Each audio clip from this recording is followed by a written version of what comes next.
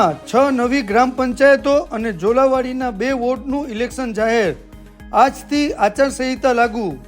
દીવમાં કુલ 4 ગ્રામ પંચાયતો હતી, જેમાં વરાંગબારા, સાઉદવાડી, બુચરવાડા અને ઝોલાવાડી.